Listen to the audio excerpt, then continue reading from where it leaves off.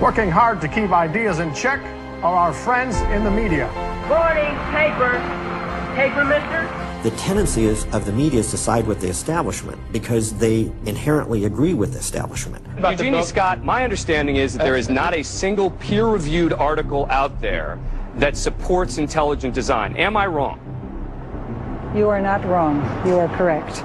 I believe that we get coverage, but we always get coverage like we're the outsider, not like it's an even debate. But instead of merely reporting news, he analyzes it, often expressing his personal opinions. We constantly deal with reporters who refuse even to report the correct definition of intelligent design. They, over and over again, talk about life is so complex, God must have done it.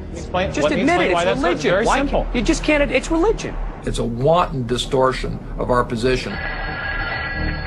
So you'd ask. I've got a hot story here. You can look at Associated Press stories, and the same sentence will appear in those stories for 10 years. Intelligent design says that life is too complex. It's called a boilerplate. And the reporter never reports anymore or gets any new ways to say it, so the public understanding never advances. But what happens if a reporter decides to take a more balanced approach to intelligent design? There might be remarkable pressure on that reporter not to side against the evolutionists.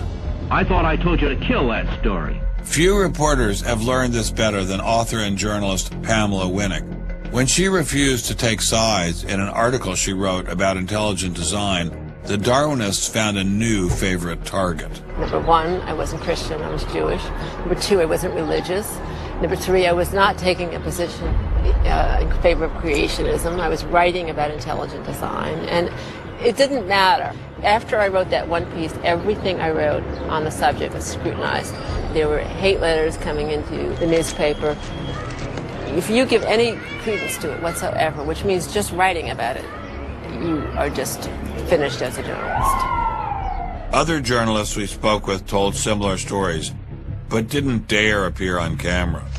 And now, the presses are ready to roll.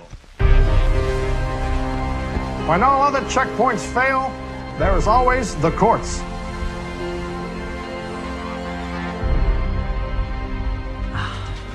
We have spent an enormous amount of time trying to prove to the court what everybody already knows, that intelligent design is a particular religious belief.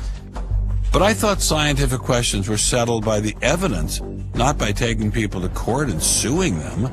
How do other countries deal with such disputes?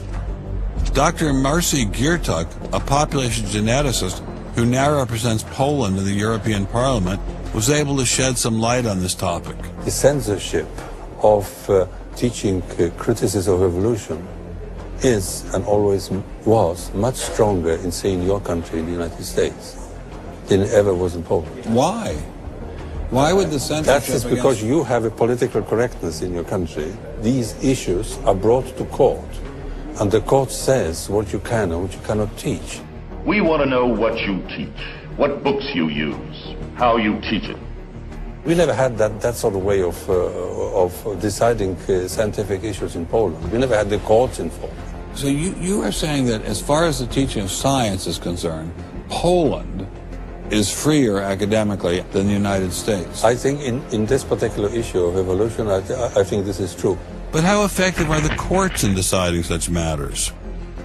What about the general idea that intelligent design is doomed as a result of several recent legal setbacks? I think court cases don't decide anything. I mean, if you look at the Scopes trial, who won that trial? It wasn't the evolutionists. I mean, it was the Tennessee law was upheld, barring evolution.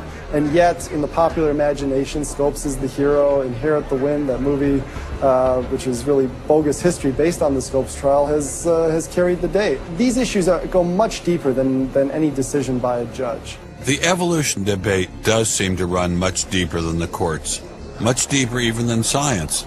To generate this level of hostility, ID must threaten something at the very core of the Darwinian establishment.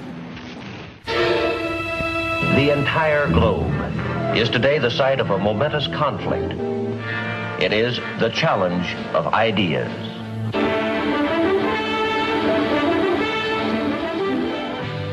I am Edward R. Murrow. For a little while, I would like to review with you the great conflict of our times, one which demands and must get the attention and the involvement of each one of us. This conflict over the principles of evolution has become a religious war. It really is no longer about scientific investigation. It is total competition with an antagonist who is putting into it everything within his capability. The situation has reached a point where many of evolution's top apologists have switched from defending Darwinism to attacking religion in what they see as a bid to stamp out intelligent design at the source. Richard Dawkins is the best example of this. His recent book, The God Delusion, has sold over 1 million copies worldwide. The God Delusion is my long-expected, long-worked-on, full-frontal attack on religion. To me, science is about trying to explain existence, and religion is about trying to explain existence. It's just that religion gets the wrong answer. But is Dawkins correct? Are science and religion really at war? For an appraisal of this continuing and protracted conflict, we can go to a reporter who has watched the growing conflict with the perception of a trained military observer. Oxford professor Alistair McGrath, author of The Dawkins Delusion, seemed like the ideal person to answer my question. Richard Dawkins has a charming and very, I think, interesting view of the relationship between science and religion. They're at war with each other, and in the end, one's got to win, and it's going to be science. It's a very naive view. It's based on a complete historical misrepresentation of the way science and religion have interacted. Dawkins seems to think that a scientific description is an anti-religious argument. Describing how something happens scientifically somehow explains it away. It doesn't. But the questions of purpose, intentionality, the question why, still remain there on the table. And I think it was just a catastrophic mistake to have someone like Dawkins address himself to profound issues of theology, the existence of God, the nature of life. He hasn't committed himself to disciplined study in any relevant area of inquiry. He's a crummy philosopher. He doesn't have the rudimentary skills to meticulously assess his own arguments. Genius guy, though. Very smart guy. A little bit of a reptile, but a very smart guy.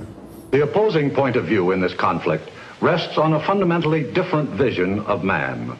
If you have two distinguished scientists, and in fact you can range many more on each side, as you know, saying exactly opposite things, that's telling me that the conflict is not between science and belief in God. Otherwise you'd expect all scientists to be atheists. But it's a worldview conflict. It's between scientists who have different worldviews. You've got two competing explanations of the evidence. One says design, one says undirected processes. Both of them have larger philosophical or religious or anti-religious implications. So you can't say that one of those two theories is scientific and the other is unscientific simply because they have implications. Both have implications. People who tell you, for example, that science tells you all you need to know about the world, or that science tells you that religion is all wrong, or science tells you there is no God, those people aren't telling you scientific things. They are saying metaphysical things, and they have to defend their positions for metaphysical reasons. What is being presented to the public is, first comes the science, and then comes the worldview. I would want to argue that that may not be the case, that it may actually be the other way around, that the worldview comes first and is influencing the interpretation of science. My deep regret is some people are so deeply entrenched in their own worldviews that they will simply not countenance alternatives. I'm actually a person of the left, and not even a particularly religious person. I think of myself as a kind of humanist. And I think it's sending a very bad message to religious people who are interested in science, that in some sense, in order to do science credibly, they have to leave their religious beliefs at the door. The founders of early modern science, Sir Isaac Newton, Robert Boyle, Johannes Kepler, Galileo, most of these early scientists all not only believed in God, but they thought their belief in God actually made it easier to do science.